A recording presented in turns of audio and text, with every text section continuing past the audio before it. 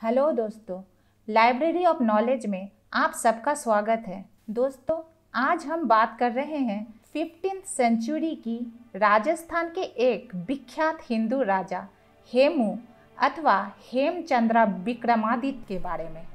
माना जाता है हेमू अथवा हेमचंद्रा का जन्म एक सीमित साधनों वाले साधारण हिंदू परिवार में हुआ था और उन्होंने अपना बचपन दिल्ली के दक्षिण पश्चिम में मेवात क्षेत्र के रेवाड़ी शहर में बिताया। और ये भी माना जाता था कि अपने परिवार के आर्थिक स्थिति के कारण हेमू ने कम उम्र में ही एक ट्रेडमैन के रूप में अपना काम करना शुरू कर दिया था, या फिर शायद एक हरे किराने का नमक बेचने वाले के रूप में हेमू ने अपने जीवन के कार्यकाल की शुरुआत की थी। उनके बारे में कहा जाता है कि वो बाजार में एक व्यापारी या फिर एक तौलने वाले का काम करते थे। 1545 में शेरशाह सूरी के मृत्यु के बाद उनका बेटा इस्लाम शाह सूरी साम्राज्य का शासक बना और उसके शासनकाल में हेमू को दिल्ली के बाजार का अधीक्षक बनाया गया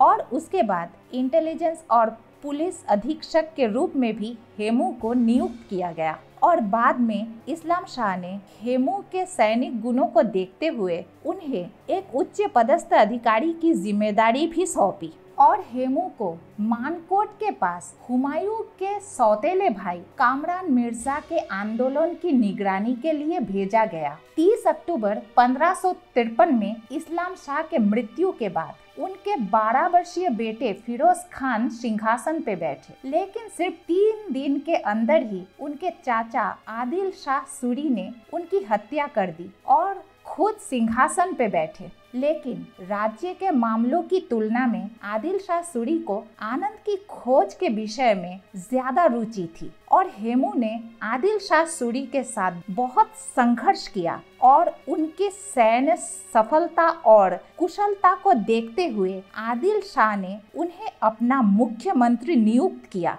और राज्य के सामान्य पर्यवेक्षक के पद में उन्हें नियुक्त किया गया। हेमू ने पंजाब से लेकर बंगाल तक उत्तर भारत में अफगान विद्रोहियों, आगरा और दिल्ली में हुमायूं और अकबर की मुगल सेनाओं के साथ बहुत सारी लड़ाइयाँ लड़ी, जिसमें उन्होंने आदिल शाह के लिए 22 युद्ध जीते। 7 अक्टूबर 1556 को दिल्ली की लड़ाई में अकबर की मुगल सेनाओं को पराजित करने के बाद हेमू ने शाही स्थिति का दावा किया और विक्रमादित्य की उपाधि धारण की, जो कि इससे पहले भी बहुत सारे हिंदू राजा धारण कर चुके थे। हेमू एक अत्यधिक सक्षम नागरिक प्रशासक होने के साथ साथ एक बहुत ही बेहतरीन सेना अध्यक्ष भी थे। उन्हें आदिल शाह के विरोधियों के खिलाफ 22 लड़ाइयाँ लड़नी पड़ी थी और इन सारी लड़ाइयों में उन्हें जीत हासिल हुई। इनमें से कई लड़ाइयाँ अफगानियों के खिलाफ भी लड़ी गई थी, जिन्होंने आदिल शाह के खिलाफ विद्रोह किया था। इनमें से एक था ताज खान कर्रानी,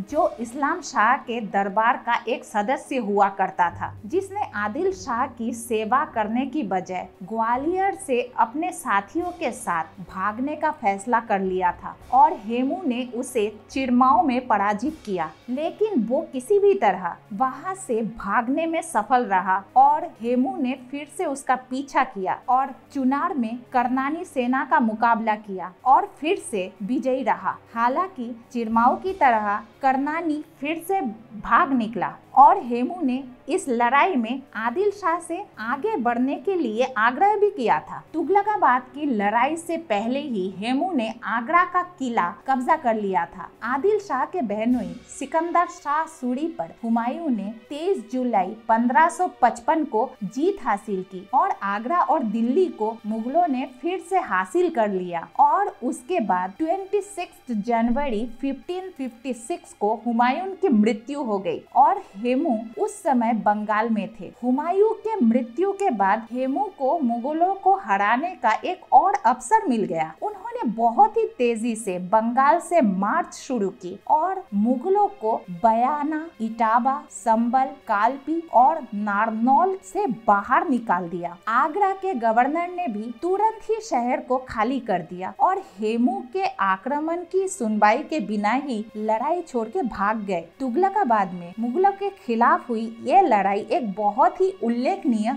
जीत थी जो जल्द ही खत्म हो गई। दिल्ली में अकबर के सेना में एक गवर्नर थे, तर्दी बेग खान, जो उस समय जालंधर में कैंप किए हुए थे। उसने अकबर को लिखा था कि हेमू ने आगरा पर कब्जा कर लिया है और वो राजधानी दिल्ली में भी हमला करना चाहता है। उस समय अकबर के रेजिमेंट के बैरम खान ने अपने सबसे सक्षम लेफ्टिनेंट पीर मोहम्मद शरवानी को दिल्ली भेजा। इस बीच तर्दी बेग खान ने भी दिल्ली में अपनी सेना को चलाने के लिए आसपास के सभी मुगल रईसों को आदेश दिया और युद्ध की एक परिषद बुलाई गई, जहां ये निर्णय लिया जा रहा था कि मुगल हेमू से लड़ेंगे और योजनाएं भी बनाएंगे। आगरा जीतने के बाद हेमू जिस राज्यपाल का पीछा करते हुए दिल्ली के ठीक बाहर एक गांव तुगलकाबाद में पहुंचा, वो तर्दी बेग खान के सेना में जाके शामिल हो गया। मुगलों ने हेमू के सेनाओं के खिलाफ लड़ने के लिए 1000 हाथी, 50,000 घोड़े, 51 तोप और 500 बांस का इंतजाम किया था। मुगल सेना इस प्रकार तैयार की गई थी कि अब्दुल्ला उज़्बेक ने बैन की कमान संभाली, हैदर मोहम्मद ने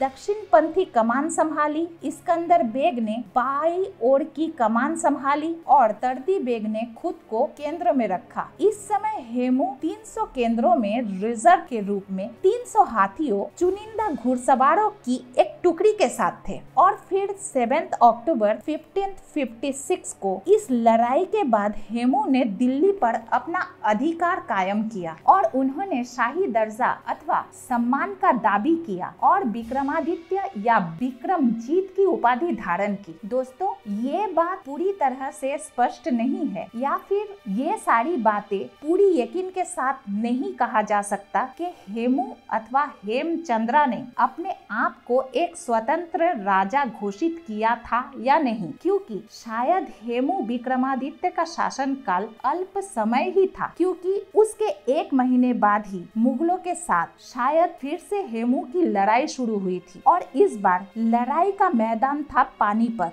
जिसका वर्तमान नाम हरियाणा है। तुगलकाबाद से विनाशकारी समाचार सुनने के बाद अकबर तुरंत दिल्ली के लिए रवाना हो गए और अली कुली खान शैबानी, जिसे 10,000 मजबूत घुड़सवार सेना के साथ भेजा गया था, हेमू के तोपखाने पर धावा बोलने के लिए। और ये समझा जा रहा था कि हेमू के लिए ये एक महंगा नुकसान साबित होगा। और 5 नवंबर 1556 को पानीपत की दूसरी ऐतिहासिक लड़ाई में युद्ध के मैदान में मुगल सेना हेमू के सेना के साथ मिली। 13 वर्षीय अकबर और बैरम खान युद्ध के मैदान से 8 मील दूर पीछे की ओर रुके थे। मुगल सेना का नेतृत्व अली कुली खान शैबानी, सिकंदर खान उज़्बेक, अब्दुल्ला खान उज़्बेक, हुसैन कुली बेग और शाह कुली महरम ने किया था। उधर हेमू ने युद्ध में अपनी सेना का नेतृत्व खुद किया। उनकी बाई ओर उनकी बहन के बेटे रमया